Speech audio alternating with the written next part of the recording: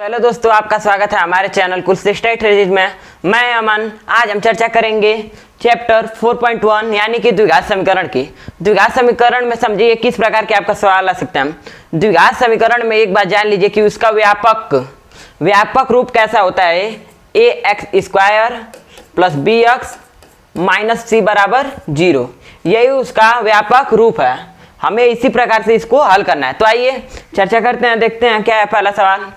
जांच कीजिए कि क्या निम्न द्विघात समीकरण है। द्विघात समीकरण में समझिए द्विघात मतलब कि जो समीकरण हमारा रहेगा, कोई भी चर पद उसमें रहेगा एक ठो, उसकी घात जो रहेगी अधिकतम 2 रहनी चाहिए। कितनी? अधिकतम घात कितनी रहनी चाहिए? 2। तो आइए चेक कर लेते हैं। पहला वाला x + 1 का होल स्क्वायर बोला है, तो इसका होल स्क्वायर करते हैं। A square plus b square plus 2ab, ठीक है, बराबर 2x माइनस क्या होगा 6। आप समझिए यहाँ पे एक्स स्क्वायर आया, इधर कोई एक्स स्क्वायर है नहीं, मतलब कि घटेगा ही नहीं। एक्स स्क्वायर वैसे ही बना रहेगा, तो एक्स स्क्वायर जहाँ पर आया और वो बना रहा तो क्या हो गया आपका द्विघात समीकरण में होगा। तो ये आपका द्विघात समीकरण है। उसी तरह दूसरा वाला चेक कर लीजिए। एक्स स्क्वायर माइनस 2x बराबर 2 का गुणा इसमें करिए -6 और माइनस माइनस प्लस 2x। देखिए एक्स स्क्वायर को खत्म करने के लिए यहाँ पे कोई भी नहीं है, तो यानी कि ये भी क्या है? द्विघात समीकरण है। अब तीसरे पे आ जाते हैं। इसका गुणा करिए आप लोग, तो क्या होगा x square plus x minus 2x minus 2 equal to x का गुणा x square plus 3x minus x और माइनस 3। ये एक्स स्क्वायर इधर एक प्लस में है, इधर एक माइनस में है, तो ये दोनों आपस में खत्म हो जाएंगे। तो क्या हुआ यहाँ पे एक्स स्क्वायर कोई बचा ही नहीं, तो द्विघात समीकरण कहलाएगा नहीं, तो ये आपका द्विघात समीकरण नहीं है। अब आ जाते हैं चौथे वाले पे। तो यहाँ पे आप एक बात ध्यान दीजिए, इसका गुणा इसमें होगा, इसका गुणा इसमें होगा। एक्स स्क्वायर ये हो गया 2x स्क्वायर और इसका गुणा एक बार इसमें plus x minus 6x minus 3 equal to x square plus 5x। ये इधर एक एक्स स्क्वायर है, इधर 2x स्क्वायर है, यानी कि एक एक्स स्क्वायर इधर आएगा तो घटने पे भी बच जाएगा, यानी ये क्या है? द्विघात समीकरण है।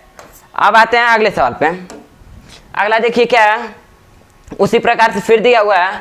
इधर होगा एक्स स्क्वायर बनेगा मेन, और इधर क्या बनेगा 2x स्क्वायर। इधर आएगा तो घटेगा, तो एक एक्स स्क्वायर बच जाएगा, तो ये भी किस में चला जाएगा? आपका द्विघात समीकरण में है। अब आ जाइए अगले सवाल पे। ये हो जाएगा x square plus 3x plus 1 equal to a square minus 4 और प्लस माइनस माइनस, तो माइनस माइनस प्लस हो जाएगा 2x, 2 2 जा 4x हो गया। एक्स स्क्वायर इधर प्लस में है, इधर भी प्लस में है, आपस में है, तो इधर आएगा ये माइनस में हो जाएगा, दोनों आपस में कट जाएंगे, एक्स स्क्वायर कहीं बचेगा ही नहीं, तो ये क्या हुआ? द्विघात समीकरण नहीं है। अब आइए अगले वाले को देखिए। ये क्यूब कर रहा है, एक्स क्यूब हो जाएगा, यानी कि क्यूब कर रहा है तो एक्स क्यूब आएगा, तो ये एक्स क्यूब आ गया तो त्रिघात समीकरण में होगा। किस में हो गया? त्रिघात में। तो ये आपका तो वैसे ही हो जाएगा कि द्विघात समीकरण नहीं है।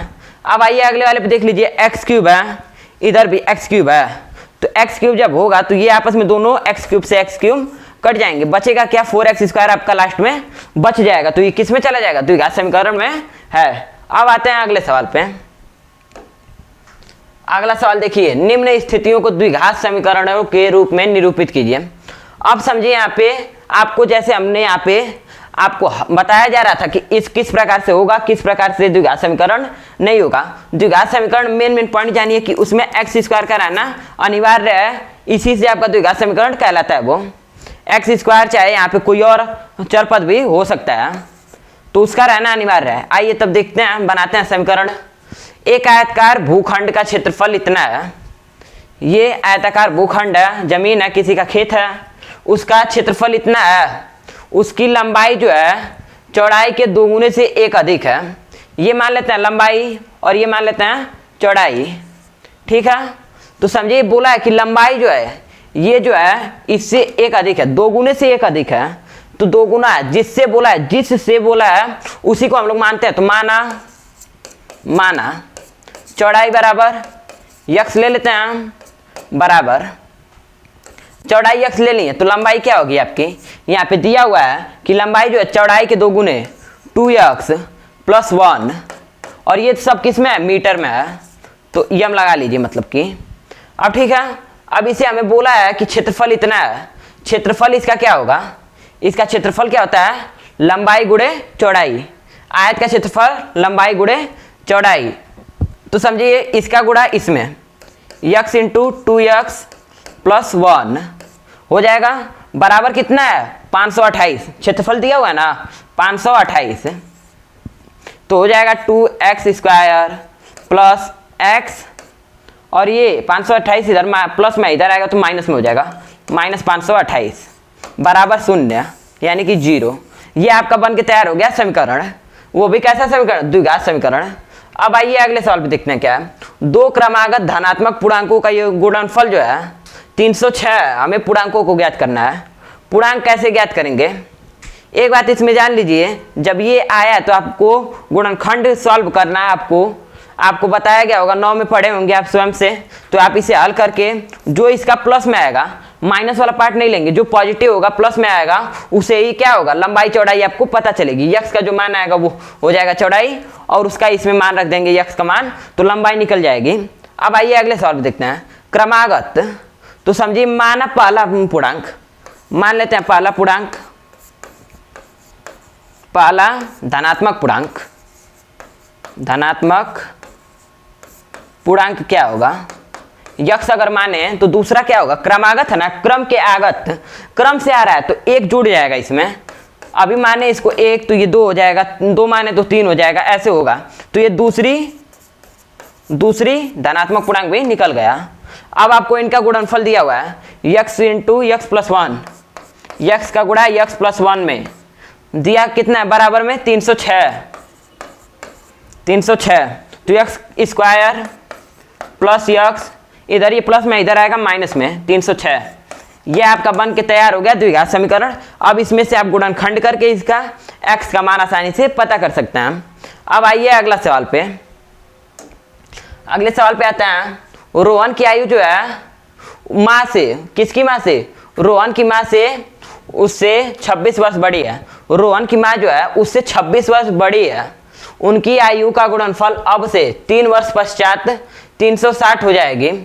हमें रोहन की वर्तमान आयु ज्ञात करनी है, तो समझते हैं, रोहन से ना बोला है, रोहन से, तो माना रोहन की वर्तमान आयु, माना रोहन की वर्तमान आयु,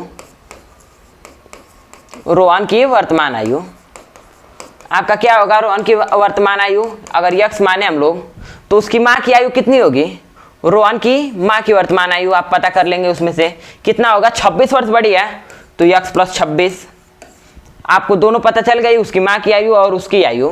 अब देखिए एक बात आपको इसमें बोला क्या है, उनका गुणनफल 3 वर्ष पश्चात, यानी कि यक्स में 3 जोड़े हैं और इसमें भी 3 जोड़े हैं, तो ये क्या हो जाएगा, x प्लस 3 इंटू एक में क्या हो जाएगा, यक्स प्लस 29, पता चल गया।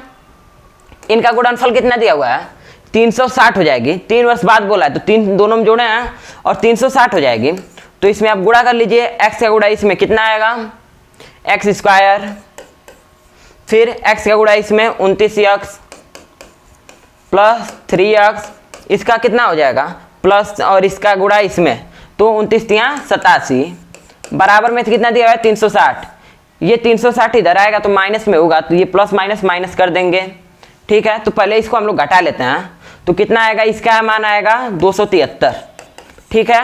ये 29x और ये 3x 32x, x square plus 29 3 32x, और फिर ये माइनस 273, ये आपका बन के तैयार हो गया द्विघात समीकरण। अब आ जाते हैं अगले सवाल पे कि दोस्तों क्वेश्चन नंबर 4, एक रेलगाड़ी है वो 480 किलोमीटर समान चाल से तय करती है, ठीक है, तय कर रही है। यदि इसकी चाल 8 किलोमीटर कम होती, वह उसी दूरी को तय करने में 3 घंटे अधिक लेती, हमें रेलगाड़ी की चाल ज्ञात करनी है। तो वो क्या ज्ञात करनी है, रेलगाड़ी की चाल, तो माना चाल बराबर यक्स किलोमीटर पर आवर, किस में दिया हुआ इसका मात्रक किलोमीटर पर आवर में, तो किलोमीटर पर आवर लगा लेंगे इसमें भी।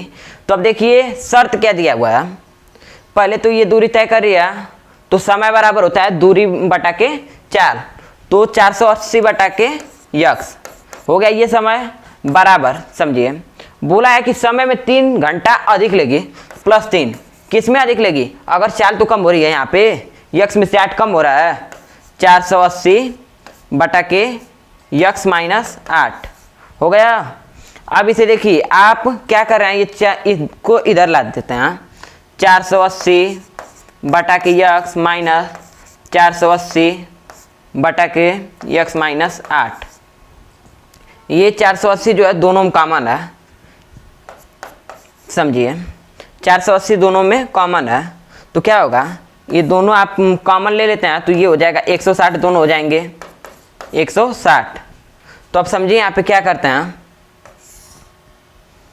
160 कॉमन ले लिए थे, 1 बटा यक्स माइनस 1 अपान के यक्स माइनस 8 हो गया, बराबर में क्या हो जाएगा 0 0 नहीं, यहाँ पे 3 को कटाएं तो 1 होगा ना, 1 होगा, क्या हो जाएगा 1। 160 इधर गुणा के रूप में इधर आएगा तो किस में हो जाएगा, भाग के रूप में हो जाएगा।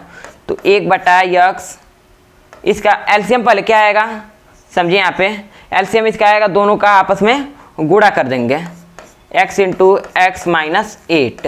इसमें किसकी कमी है, x माइनस 8 की, x माइनस 8 माइनस यक्स की कमी इसमें है, तो यक्स बराबर 1 बटा के 160। इसका गुणा इसमें करते हैं, ये दोनों आपस में कट जाएंगे, ये हो जाएगा माइनस में 16 बटे 128, एक जीरो लगा लीजिए, जीरो है तो बराबर में इसका गुणा इसमें करेंगे तो एक्स स्क्वायर माइनस 8 यक्स हो जाएगा। और फिर उसके बाद समझिए इधर ये माइनस में है, उसको इधर ही रहने दीजिए, इन सबको इधर लेते आते हैं, चाहे वैसे ही रहने देते हैं। तो एक्स स्क्वायर माइनस 8x, और ये इधर माइनस में इधर आएगा प्लस में हो जाएगा, प्लस 1280 बराबर क्या हो जाएगा 0। इसमें से आप यक्स का मान निकाल लेंगे आसानी से, और जो यक्स का मान आएगा वही उसकी चाल होगी। तो आपका एक्सरसाइज यहाँ पे ख़त्म होती है।